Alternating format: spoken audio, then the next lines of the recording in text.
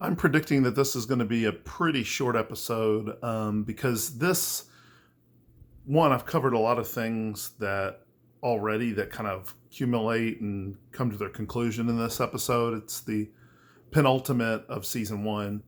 And there's really not, so there's not a lot I can add that I haven't already said. I'll talk a little bit about the mystery man in the woods and a couple other things. I will make a comment about people at the time that believed that Laura's death was faked. I do think this is a different take, something I've been contemplating and think about it. But first, make sure if you got to pause and go get a cup of coffee, even for short videos, you should do that. You should be coming up with any lame excuse you can to have a cup of coffee. I will comment, I don't know if this actually kind of get my times run together here. This could have been this episode or the previous.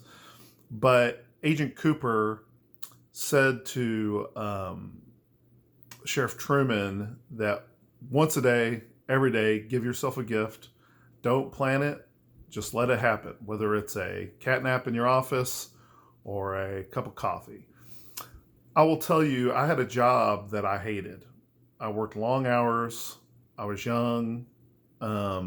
I just despised the job and I had to have it.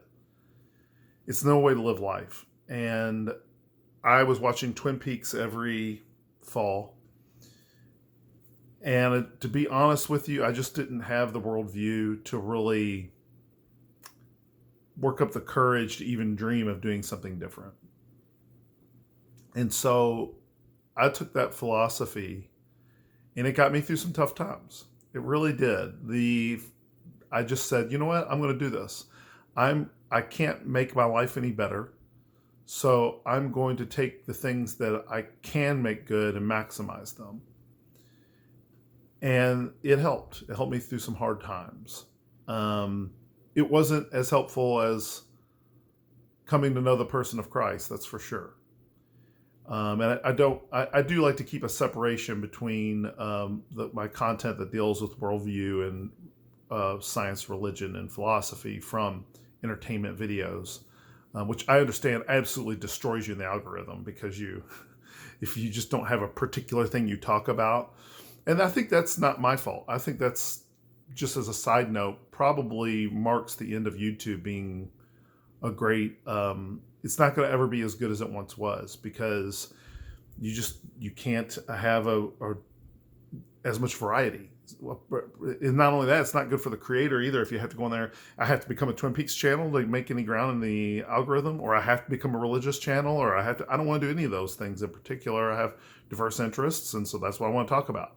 So I'd rather never have a big audience and just talk about things I enjoy. I apologize. I didn't mean to go on a rant. It's one of those things, you know. Plus, I just don't have a ton to talk about in this episode. So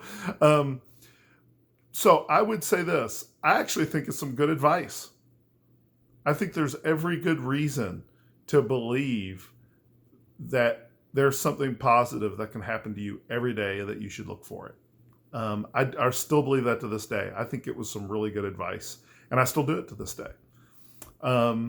Great stuff. I don't think it's going to alter your life, but it can get you through some hard times. It really can. So at the time, because of, I won't go into all the elements as to why, but it had to do with older movies that were inspiring Mark Frost in particular. They were naming characters after these characters from novels like Hester Prynne's from The Scarlet Letter. The insurance salesman was named after the main character in Double Indemnity, which I have on DVD, and it is actually a good movie. If you get a chance to watch it, it's really good. And one of these references was the fact that the woman in that story had faked her death, and it was giving people the impression that Laura may have faked her death. I think that was done deliberately as a bit of a red herring. They wanted people to think maybe she faked her death. I really think they wanted to do that. I think that's really brilliant. It was there to reward people who were paying close attention. You could also make the case now after the fact that a version of Laura died, right? The person of Laura that was the human being, because this is after season 3, we learn that Laura, there is a Laura, but and even really after season 2, we learn there's a doppelganger. And there's a good side and a bad side, and they exist in this third world. And in season 3, you learn that there's a pre-incarnated Laura, and she's delivered to the world to help combat Bob and the pre-incarnated Bob and so forth, who never fully manifests physically, unless you want to count owls. But that's debatable. All right. Quickly, I mentioned another influence for Lost Highway. If you pay close attention, Dr.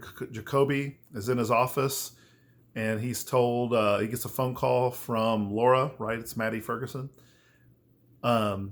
which is, again, gave people the idea that she might actually be Laura, and Laura faked her death.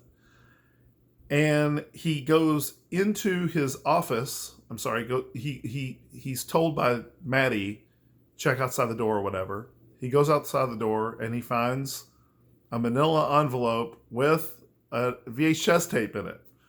What's that sound like? It sounds like Lost Highway. In fact, it's exactly what happens in Lost Highway. It's kind of one of the things that inspired Lynch to write Lost Highway. I don't think Lynch consciously knew it was from this, actually. I've read a lot of Lynch stuff, and he's never mentioned this. In fact, he said what really inspired him for Lost Highway was at his house, someone hit his intercom, and he answered it, and it said, "Hey, David." And he was like, "Yeah." And the person said, "Dick Laurent is dead." And he looked out his window, and nobody was there. And that he kept that in mind when he wrote Lost Highway. He's mentioned some really strange things that have happened to him. But he's normal. Okay. Anyway. Now, this episode does such a good job exploring the second world. So, and we have competing investigations, okay? We have the amateur investigation, which again makes this season so good. And really season 2 has it too. It's really the first half of season 2 anyway. We have the amateur investigation and the official investigation. And the official investigation is going to One-Eyed Jack's, which is in the woods across the border into Canada, and possibly much closer physically to that pinch point I've talked about, where you can enter into the Black Lodge under the sycamore trees. I'm not sure about that, I'm just mentioning it as a possibility. It's something I've always thought about. It's like, they go to the One-Eyed Jack's, and that's where a lot of, you come from the first world, from the perfume counter, into the second world. How far is it from the third world? All right, and then you have the amateur investigation, and in the amateur investigation, they're looking at Dr. Jacoby. So our main suspects are Dr. Jacoby, Leo Johnson, who kills the Maya bird, and Jacques Renault. 3 great suspects. I mean, every good reason to think, if you were an audience member at this time that didn't know, that one of these 3 has got to be it. So, which investigation is more compelling? Now, that is another thing I find kind of interesting to consider. I don't know. Both of them are really fascinating. One is fascinating because they're trying to get Jacoby out to distract him. And the other is fascinating is because they're going undercover as a result of going to Jacques Renault's apartment into this One-Eyed Jack's, and that's where Laura was. Really, really, that's why I'm saying season 1 just is never topped throughout the rest of Twin Peaks. It's so good. Let's talk about, and we're going to wrap it up here, the mystery man. So, Leo Johnson, in the woods, meets with Bobby and Mike. Bobby says, "Who's that?" He says, "Don't worry about it." And somebody in a black hood goes behind a tree. We don't find out exactly who that is. Later on, we find out Bernard Renault's killed. So if your interpretation of this mystery man is Bernard Renault, you're done, right? Don't have to worry about it anymore. But Maddie Ferguson is at the gazebo in this episode, and she is by herself, and she's being watched. Now there's competing people following people, right? Because Bobby is following James, and this mystery man is following Maddie, or is watching Maddie. Who is it? Well, you can't say it's Bernie anymore. So if you get rid of the Bernie element, this is still the same mystery man that was in the woods with Leo. So if you want to identify it, now the character, this mystery man gets split now. If you want to say this is Leland Palmer, okay, it's Leland Palmer, and now these are two different people. So it's Leland Palmer. He's sitting there in the woods watching, Maddie. That makes sense, right? So who's going to head over here? Dr. Jacoby, right? Dr. Jacoby is going to come over here to, this was a cliffhanger episode leading into the final episode of the season and see what's going on. Now, if this continues to be just the mystery man, what are we left with? Well, we're left with that this mystery man attacks Jacoby in the next episode. And then this mystery man attacks Cooper for the season finale. Okay. But if it's Leland, then, oh, by the way, and if it attacks Cooper, then who is it? It's Josie Packard, right? Probably not Josie Packard. So if it's not Josie Packard, which it certainly wouldn't be, I would imagine, then this person's split into three potentially. This is three different people, which could be, by the way. A lot of characters in the show. That's not all that far-fetched. But they're all three people wearing a black mask and a black outfit? I mean, I guess. I mean, Cooper and Sheriff Truman wear black outfits in season 2 when they infiltrate One-Eye Jacks again. So, who knows? Another really good episode, by the way, which I won't be covering because it's season 2. But if it's Leland, okay, and he is